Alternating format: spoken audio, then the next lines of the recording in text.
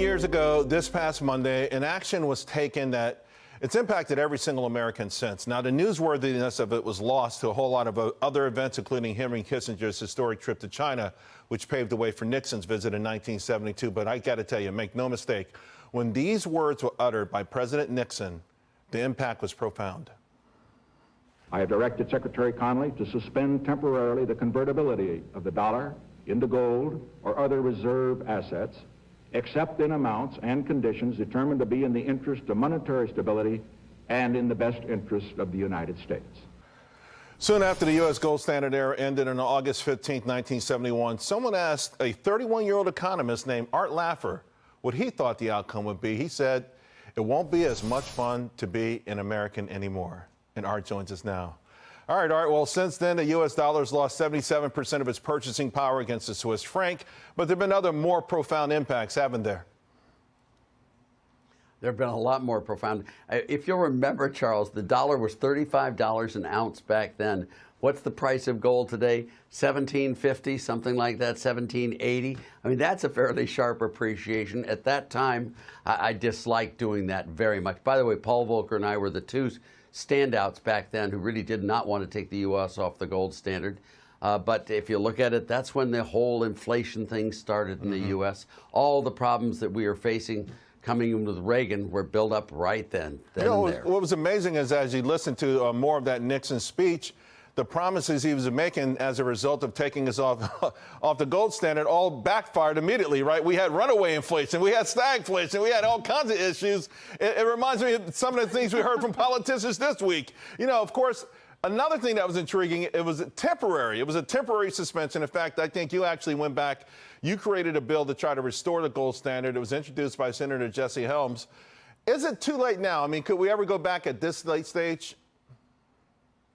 You know, you can always go back. You can always do the right thing back then. You can do it like Britain did in the 19th century, which is really have very few gold reserves, but just maintain the stability of the value of gold by intervening in the dollar market, just doing what the Fed does, only now trying to stabilize the price of gold. You can do that with a whole bundle of commodities. There are all sorts of ways you can stabilize the value of the dollar, and that's what we should do. We should go back to some sort of stabilization of the dollar. We wouldn't have the problems we're having right today, Charles. This earnings season, what really is surprising to me is outside of inflation, the biggest topic by far is onshoring or reshoring. We're hearing a lot of folks say they want to get that done.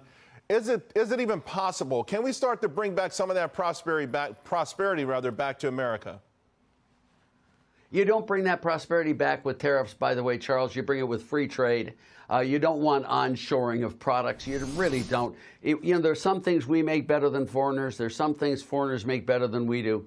We and they would be foolish in the extreme if we didn't sell them those products we make better than they do in exchange for those products they make better. It's win-win. I'm out of time, but are we conflating them making something better than us than making something cheaper than us? Sometimes they make things inferior, but so much cheaper. We say, okay, we'll take that screw for 50 cents instead of the $2 screw, but then when the wing falls off something, we wonder what went wrong. I mean, are we giving away too much for this? Is that the comparative advantage that they have slave labor, and so therefore they can make something cheaper? Is cheaper better?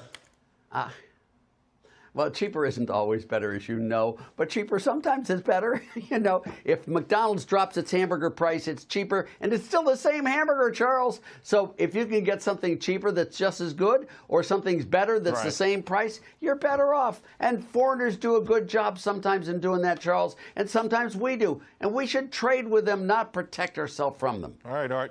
Hey, you're one of my favorites. I love these discussions. Got to bring you on more often. You are me too, Charles. There was a headline on the 50th anniversary a year ago that getting off the gold standard actually led to the rise of cryptocurrency back in 1971. So it's an interesting concept. I want to bring in a host of Coin Stories podcast, Natalie Burnell. Natalie, you know, the rest of the headline goes on to read, the decision has led to volatile financial markets, geopolitical tensions, and inflated prices. Is there a connection between that and the rise of cryptocurrency?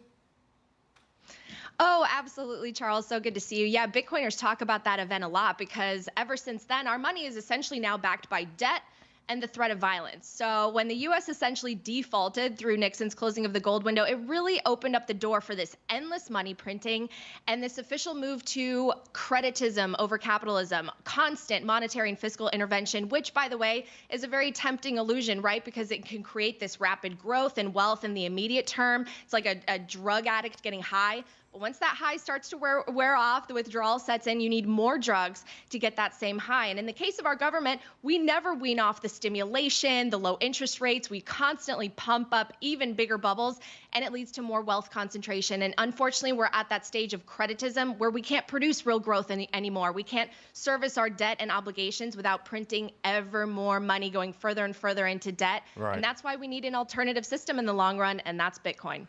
And in the meantime, the money printing, I think, will continue, to your point. Yesterday, the Walmart CEO bragged about the fact that they're going to be able to take more market share because come Thanksgiving, you're going to be able to go to Walmart and be able to buy enough food to feed a family of 4 for less than $50.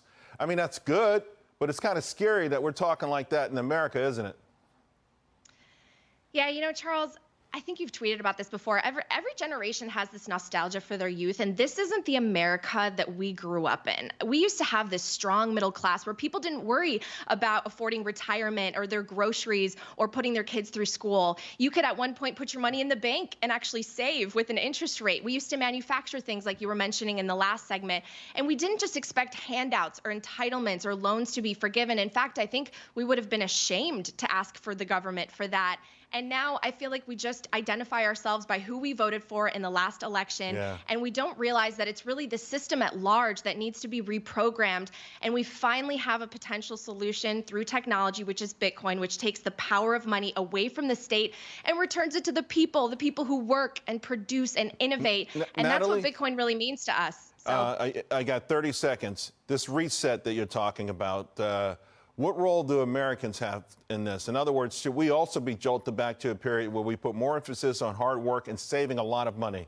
Because this conspicuous consumption that we spend no matter what is also playing a big role with inflation and money printing, isn't it? Absolutely. I think we need to go back to a nation of savers as opposed to consumers and people just going into debt like our government is so good at doing. And I really think that Bitcoin will be as revolutionary to freedom and creating wealth and prosperity as the internet was. And we need to embrace it as such. And this is a good time to dollar cost average. Natalie, you're absolutely fantastic. And you're I'm a little bit younger than you, but I want to go back to those nostalgic times too. Me too.